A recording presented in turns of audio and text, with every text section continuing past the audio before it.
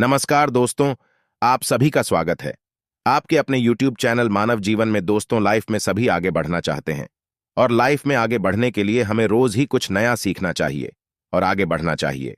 तो चलिए आज की प्रस्तुति शुरू करते हैं। श्री शिवाय नमस्तुभयम। दोस्तों, आप सभी लोग जानते हैं कि 24 सितंबर 2024 यानी मंगलवार के दिन पितृपक्ष की सप्तमी तिथि पड़ रही है दोस्तों। और यह वह मंगलवार है जो पितृपक्ष महीने में पड़ने वाला सबसे बड़ा मंगलवार सप्तमी तिथि है, क्योंकि यह पितृपक्ष महीने में पड़ रहा है। और आप सभी लोग जानते हैं कि पितृपक्ष का महीना 18 सितंबर से शुरू होकर 2 अक्टूबर तक चलेगा। गुरुजी ने कहा कि इस पितृपक्ष महीने का अपना एक अलग महत्व होता है। पितृपक्ष महीने में आपके पितर इस धरती पर आते हैं और अगर हम उनको प्रसन्न करने के लिए कोई भी उपाय करते हैं तो वह आपसे प्रसन्न हो जाते हैं। तो दोस्तों, इस मंगलवार सप्तमी तिथि के दिन आपको यह उपाय अवश्य ही करना चाहिए। और दोस्तों, आप सभी लोग जानते हो मंगलवार सप्तमी तिथि का अगर सबसे बड़ा कोई उपाय है तो वह 2 चुटकी काला तिल वाला उपाय है। तो दोस्तों, इस मंगलवार सप्तमी तिथि के दिन आप लोगों को इस 2 चुटकी काला तिल वाला उपाय को जरूर करना है। बहुत सारे लोग होंगे जिन लोगों ने इस उपाय को ना किया हो, मतलब पूरा साल निकल गया, उन्होंने किसी भी दिन इस 2 चुटकी काला तिल वाला उपाय को ना किया हो। पर दोस्तों, आपके पास एक आखिरी मौका बचा हुआ है जो कि 24 सितंबर मंगलवार सप्तमी तिथि के दिन है। तो इस दिन आप लोगों को इस वाले उपाय को जरूर कर लेना है, भले ही आपने पूरे साल भर इस उपाय को ना किया हो। पर अगर आपने इस श्राद्ध पक्ष महीने की मंगलवार सप्तमी तिथि के दिन अगर इस वाले उपाय को कर लिया तो आपको इस उपाय को करने का वह फल मिलेगा जिसकी आपने कभी कल्पना भी नहीं करी होगी। इसीलिए आप लोग इस वाले उपाय को एक बार जरूर कर लेना ताकि आप लोगों के हाथ से यह मौका ना जा सके और आपको इस उपाय को करने का फल मिल सके। दोस्तों, यह उपाय पंडित जी ने अपनी अभी की ही शिव महापुराण की कथा में बताया है, जिस उपाय को आज हम आपको बहुत अच्छे से समझाने वाले हैं। इस वीडियो को देखने के बाद इस उपाय को समझने के लिए आपको कोई और वीडियो को देखने की जरूरत नहीं पड़ेगी। तो चलिए दोस्तों, उपाय को शुरू करते हैं। देखिए, यह इस पितृपक्ष महीने के मंगलवार सप्तमी तिथि के दिन यह इतना खास होता है, इतना महत्वपूर्ण होता है। देखा गया है कभी कभी बड़े बड़े पूजा पाठ अनुष्ठान से जो मनोकामना पूर्ण नहीं होते, वह पितृपक्ष महीने के दिन एक छोटे से उपाय करने से ही आपकी मनोकामना पूर्ण हो जाती है। और बहुत सारे लोगों ने इस उपाय को किया भी है और उनको इस उपाय को करने का फल भी जरूर मिला है। अगर आप लोग भी इस उपाय को करना चाहते हैं तो आप इस उपाय को पहले अच्छे से समझ लेना, सुन लेना, उसके बाद करना। आपको इस उपाय का फल जरूर मिलेगा और इस उपाय को कर लेने से आपके घर में चाहे किसी भी प्रकार की दुख और समस्या क्यों ना चल रही हो, आपको उसका कारण भी नहीं पता है कि भाई यह समस्या किस कारण से चल रही है। उसका कुछ भी कारण हो सकता है, जैसे पितृदोष हो सकता है या किसी भी तरह का मंगल दोष भी हो सकता है। तो इस दिन आप लोगों को 2 चुटकी काला तिल वाला उपाय कर लेना है। यह एक ऐसा उपाय है जिस उपाय को अगर किसी विशेष दिन पर किया जाए तो भाई उस विशेष दिन का जो है वह तो हमें मिलता ही मिलता है। पर हमने उस दिन पर इस 2 चुटकी काला तिल वाला उपाय को किया है तो हमें उससे भी बड़ा फल मिलता है और फल बहुत जल्दी मिलता है, क्योंकि आप इस उपाय को बहुत ही बड़े और विशेष दिन पर कर रहे हो। तो चलिए अब उपाय के बारे में बात करते हैं, लेकिन उससे पहले आप लोगों को यह जानना आवश्यक है कि आखिर यह उपाय किस समय करना है, किसको करना है और कैसे करना है। तो चलिए हम आगे आपको वीडियो में एक एक करके बता देते हैं। लेकिन उससे पहले अगर आप लोग हमारे चैनल पर नए हैं तो हमारे चैनल को सब्सक्राइब कर लेना और इस वीडियो को लाइक करके कमेंट बॉक्स में श्री शिवाय नमस्तुभ्यम ओम नम शिवाय जरूर टाइप कर देना।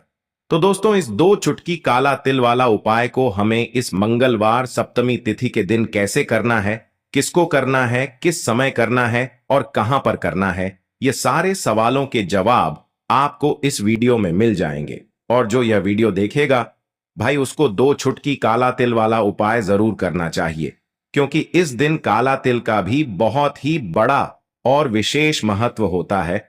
और जब बात आ जाए 2 चुटकी काला तिल वाला उपाय की तो यह सोने पे सुहागा वाली बात हो जाती है और यह एक बहुत ही बड़ा उपाय हो जाता है इस मंगलवार सप्तमी तिथि का। तो अब दोस्तों इस दो छुटकी काला तिल वाला उपाय को आखिर करना किसको है, सबसे पहले हम लोग वह बात जान लेते हैं। तो देखो, घर की जो बड़ी माताएं बहनें होती हैं, उन माताओं बहनों में से कोई भी एक बड़ी माता बहन इस वाले उपाय को कर सकती है। और दोस्तों, अगर आप चाहे तो अपने घर में से सभी सदस्यों को भी इस उपाय को करवा सकते हैं। अगर किसी व्यक्ति की खुद की कोई मनोकामना है, खुद की कोई दुख और परेशानी है जो कि वह अपने लिए ही करना चाहता है, इस वाले उपाय को तो वह खुद अपने लिए भी कर सकता है। बाकी अगर कोई घर में से ऐसा है जो कि अपने पूरे घर परिवार की सुख और शांति के लिए यह वाला उपाय करना चाहता है, तो भाई वह भी कर सकता है। उसमें भी कोई दिक्कत वाली बात नहीं है। कहने का मतलब यह है कि इस उपाय को हर एक सदस्य भी कर सकता है और पूरे घर परिवार के सदस्य के लिए घर की बड़ी माताओं बहनों में से कोई एक माता बहन भी कर सकती है। माताएं बहनें अगर घर में उपस्थित ना हो या वह यह वाला उपाय ना कर पा रही हो, तो फिर घर का कोई बड़ा सदस्य भी इस दो चुटकी काला तिल वाला उपाय को कर सकता है, चाहे फिर वह पुरुष ही क्यों ना हो। उसमें कोई भी दिक्कत वाली बात नहीं है। उसके बाद में दोस्तों, जो अगला प्रश्न निकल कर आता है वह यह आता है इस उपाय को लेकर कि आखिर इस उपाय को हमें किस समय करना है, सुबह के समय करना है कि शाम के समय करना है। तो देखो, इस वाले उपाय को आप लोग सुबह के समय भी कर सकते हो और शाम के समय प्रदोष काल में भी कर सकते हो। अब अगर आप पूछो कि भाई साहब सबसे उत्तम समय कौन सा रहेगा इस दो छुटकी काला तिल वाला उपाय को करने का, तो हम आपसे बस यही कहेंगे कि इस उपाय को आप सुबह के समय करेंगे तो ज्यादा बेहतर होगा। बाकी अगर शाम के समय भी करेंगे तो भी अच्छा होगा, उसमें कोई भी दिक्कत वाली बात नहीं है। तो अब दोस्तों, जो अगली सबसे बड़ी और महत्वपूर्ण बात आती है वह यह आती है कि सुबह अगर हम उपाय को करेंगे तो हमें कितने बजे से ले कितने बजे तक के बीच में करना है, और शाम के समय प्रदोष काल में करेंगे तो हमें कितने बजे से लेकर कितने बजे के बीच में करना है। तो देखो, सुबह जितनी जल्दी हो सके आप उपाय को करने की कोशिश करना। बाकी अगर किसी कारणवश लेट भी हो जाओ, थोड़ी देर भी हो जाए, तो 10 या 11 बजे तक भी आप उपाय कर लेना, पर 12 बजे से ज्यादा देरी ना हो। ठीक है, इस बात का ध्यान रखना। उसके बाद में दोस्तों, अगर शाम के समय प्रदोष काल की बात करें, प्रदोष काल का जो समय है होता है वह शाम के 6 बजे से शुरू हो जाता है। मतलब शाम के 6 बजे से लेकर 7 बजे के बीच का जो समय होता है, यह समय प्रदोष काल का समय होता है। इस उपाय को 7 या 8 बजे के बीच में भी कर सकते हो। मतलब शाम के 6 बजे से रात 8 बजे के बीच में आप कभी भी इस वाले उपाय को कर सकते हो। उसमें कोई भी दिक्कत वाली बात नहीं है। किसी कारणवश ना कर पाओ तो थोड़ा देरी से भी कर सकते हो, आपको उपाय का फल जरूर मिलेगा।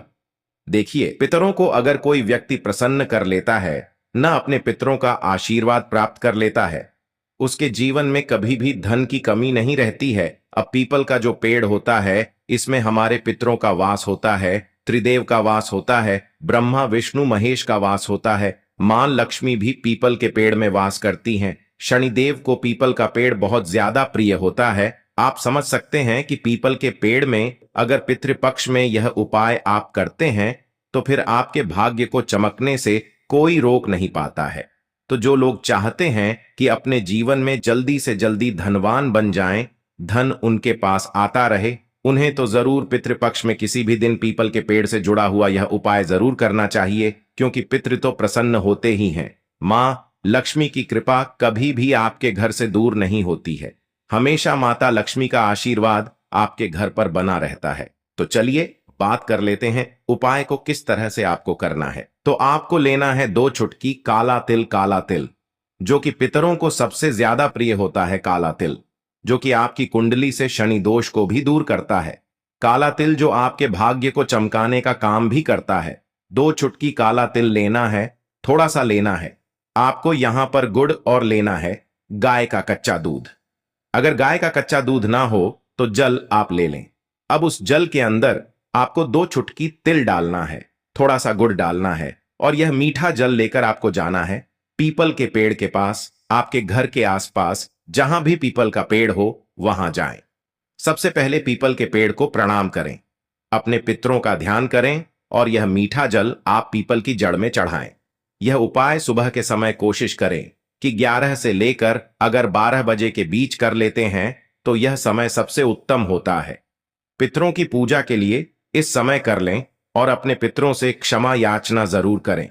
जो भी आपसे भूल चूक गई हो उसके लिए माफी जरूर मांगे, क्योंकि बहुत बार हमसे बहुत सारी गलतियां हो जाती हैं जिससे कि पितर हमारे नाराज हो जाते हैं। तो पी आए और आपको आशीर्वाद देकर ही जाएं। उनका आशीर्वाद आपको मिलेगा तो कभी भी घर में धन की कमी नहीं होगी, सुख की कमी नहीं होगी, क्लेश आपके घर में नहीं होगा। तो पितृपक्ष में यह एक उपाय जरूर करें, क्योंकि पीपल के पेड़ में हमारे पितरों का वास माना जाता है। पीपल का पेड़ जो होता है, जब भी आप पीपल के पेड़ से जुड़ा हुआ उपाय पितृपक्ष में करते हैं, वो भी काले तिल का उपाय कर लेते हैं तो सोने पर सुहागा यह उपाय हो जाता है। ऐसा समझ लीजिए कि आपके जो काम बहुत लंबे समय से अटके थे, नव काम भी आपके बन जाते हैं। जब पितृ प्रसन्न होते हैं तो पितृ नाराज हैं, इसका पता आप ऐसे लगा सकते हैं। घर में लगातार क्लेश बढ़ रहा है, या फिर पीपल का पेड़, छोटा पेड़ जो होता है, वह आपके घर में कहीं ना कहीं निकल कर आ गया है। रात में बच्चों को सोते सोते भूख या प्यास लगती है तो पितृ आपके नाराज हैं। कर्जे की समस्याएं जिस घर में बहुत ज्यादा बढ़ जाती हैं, उस घर में भी पितृदोष होता है। तो अपने पितरों को प्रसन्न करें और यह उपाय जरूर करें। कितनी बार करना है? एक बार कर लें, 2 बार कर लें, कितनी बार भी इस उपाय को आप कर सकते हैं। एक बार तो जरूर करना चाहिए अगर आप ज्यादा बार नहीं कर पा रहे हैं। चलिए अब बात कर लेते हैं अपने दूसरे उपाय की, जो कि पितरों को प्रसन्न करने के लिए ही है, जो कि तिल से ही जुड़ा हुआ है। यह उपाय करने से ऐसा समझ लीजिए कि आपके पितृ भी प्रसन्न होते हैं। कोई घर में वास्तु दोष नहीं रुकता है और कभी भी आपके घर में बीमारियां प्रवेश नहीं करती हैं। आपको एक मीठी रोटी बनानी है। मीठी रोटी का मतलब है जो आटा आप मारते हैं उसमें थोड़ी सी शक्कर या गुड़ मिला लें और उस रोटी को, मीठी रोटी को बना लें, और उस मीठी रोटी के ऊपर थोड़ा सा आपको काला तिल रखना है। अब यह रोटी आपको पितृपक्ष मंगलवार सप्तमी तिथि में किसी भी गाय को खिला देनी है। अगर काली गाय मिल जाती है तो सोने पे सुहागा, क्योंकि काली गाय बहुत सारे लोग कहेंगे कि मिलती है या नहीं मिलती है। फिर क्या करेंगे? अगर काली गाय नहीं मिलती है तो सफेद गाय को खिला दें। सफेद भी नहीं मिलती है तो किसी भी गाय को खिला देना। पितृपक्ष मंगलवार सप्तमी तिथि में इस उपाय को किसी भी समय कर लेना इतना चमत्कारी, इतना लाभकारी उपाय है। जिस व्यक्ति ने इस उपाय को किया है, पितृ तो प्रसन्न हुए ही हैं। धन की कमी कभी उसके घर में नहीं आती है, क्योंकि जो हमारी गौ माता होती हैं, इनमें 33 कोटि देवी देवताओं का वास होता है। हमारे पितरों का वास भी माना जाता है। बैतरणी से पार करने वाली हमारी गौ माता ही है। इसीलिए पितृपक्ष में गौ माता की सेवा का बहुत ही ज्यादा लाभ व्यक्ति को मिलता है। तो आप ज्यादा कुछ नहीं कर सकते हैं तो एक मीठी रोटी या एक साधारण रोटी भी बनाकर उस पर गुड़ और थोड़ा सा तिल रखकर आप गौ माता को जरूर खिलाएं। और गौ माता को जब खिलाएं तब आप अपनी मनोकामना भी उनसे कह सकते हैं। जो भी आपको अपने जीवन में चाहिए करके देखिए पितृपक्ष में ये उपाय, और फिर इसका चमत्कार आप खुद देखेंगे। खुद आपको पता चलेगा कि पितृपक्ष में गौ माता की सेवा करने से, उनको गुड़ रोटी और तिल रखकर खिलाने से जीवन में कितना चमत्कार होता है। ऐसा समझ लीजिए पितृ प्रसन्न तो होते ही हैं, इतना आशीर्वाद आपको उनसे मिलता है कि कभी भी पितृदोष घर में नहीं रुकता। तो पितृपक्ष में किए जाने वाला यह ऐसा उपाय है जो सबसे सरल भी है और सबसे चमत्कारी भी है। तो यह उपाय जरूर करें।